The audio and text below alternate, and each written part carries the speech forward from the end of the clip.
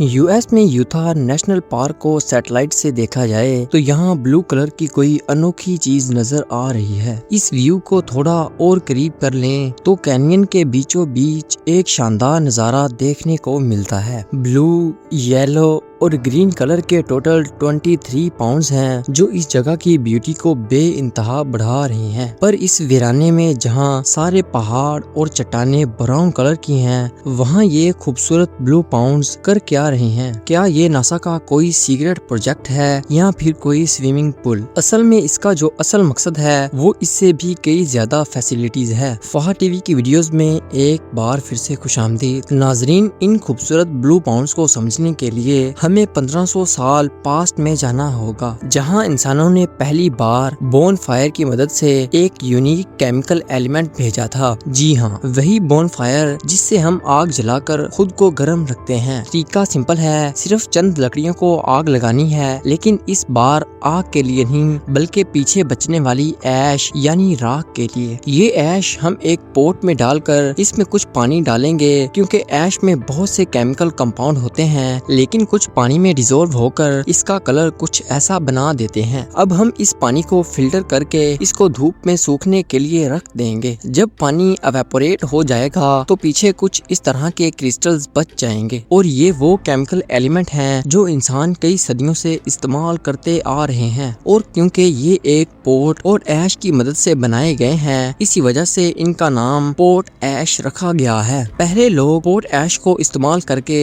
Soap यानी साबुन बनाते थे, कपड़ों को रंग करते थे, और ग्लास प्रोडक्ट्स की प्रोडक्शन में भी पोट ऐश इस्तेमाल होता था। जैसा कि एनिमल फैट को पिघलाकर इसमें पोट ऐश डालने से ये लिक्विड साबुन बन जाता है, इसी तरह ग्लास की प्रोडक्शन में पोट ऐश डालने से ग्लास का मेल्टिंग पॉइंट कम हो जाता है और इसको पसंद की शेप देना बहुत ही आसान हो जाता है। इंसानों की बढ़ती हुई पॉपुलेशन के साथ देखते ही देखते पोट ऐश की डिमांड इतनी ज्यादा बढ़ गई कि 1788 में पोट ऐश की प्रोडक्शन के लिए हजारों फैक्ट्रीज बन गयी। इस फैक्ट्री में सिर्फ लकड़ियां जलाई जाती थीं, और वो भी सिर्फ ऐश जमा करने के लिए। लेकिन सिर्फ ऐश जमा करने के लिए हजारों नहीं बल्कि लाखों दरख्तों को काटा जाने लगा। लेकिन 1788 से लेकर इसको अगले कई सालों तक लकड़ियां जलाकर ही बनाया जा रहा था। इसकी वजह से बात यहाँ तक पहुँच गई कि यूएस और यूए के पूरे जंगलात को काटा जाने लगा, और ये चीज एनवायरनमेंट के लिए सबसे बड़ा खतरा बन चुकी थी। फिर 1861 में जाकर जर्मनी ने पोट ऐश की प्रोडक्शन का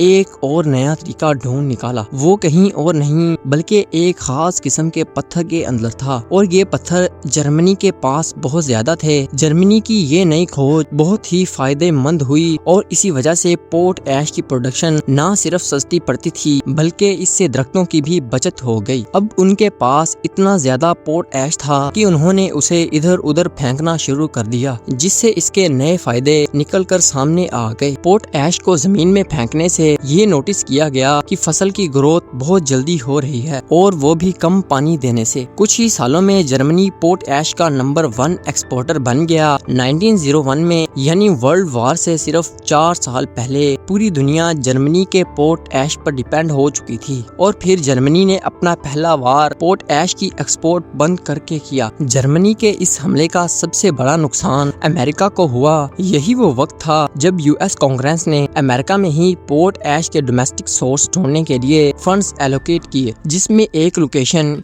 यूथा में मोआब सिटी के करीब थी। पर मसला ये था कि यहाँ पोट ऐश के पत्थर जमीन पर नहीं बल्कि जमीन के अंदर 3500 फुट नीचे थे। तो यूएस ने यहाँ प्रॉपर माइन खोदी और 3500 फुट नीचे से पोट ऐश के पत्थर को निकाला। सब कुछ दोबारा से ठीक ठाक चल रहा था। फिर 1963 में एक हादसा हुआ जिसने सब कुछ बदल कर रख दिया। पोट ऐश के लिए खोदे जाने वाली माइन के अंदर मीथेन गैस लीक हो गई, और ओपन फ्लेम से कांटेक्ट में आने के बाद इसमें आग लग गई। पोट ऐश की माइन जोरदार धमाके से लर्ज उठी, और इस खतरनाक हादसे में 18 माइनर्स अपनी जान गंवा बैठे। अगले ही साल एक कैनेडियन माइनिंग कंपनी ने जमीन से पोर्ट ऐश निकालने का एक नया तरीका डिस्कवर किया। उन्होंने यूथा में ही 3500 फुट नीचे तक एक शाफ्ट खोदी और उसमें प्रेशराइज पानी डाल दिया और पोर्ट ऐश के डिपॉजिट्स इस पानी में मिक्स हो जाते थे और दूसरी शाफ्ट से वो पानी ऊपर आकर पाउंड में भरा जाता था। यही वो सेम पाउंड है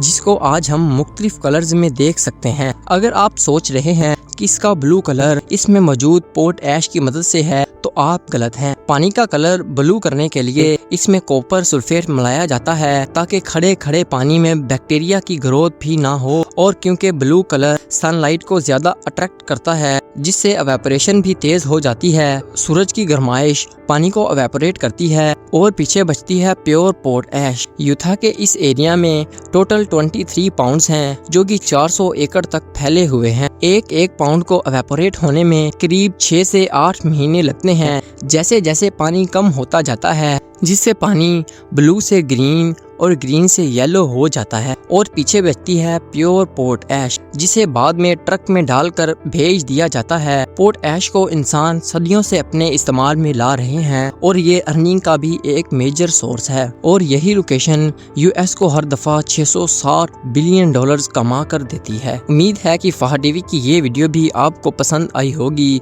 तो वीडियो को लाइक शेयर कमेंट जरूर करना और चैनल को सब्सक्राइब भी कर देना।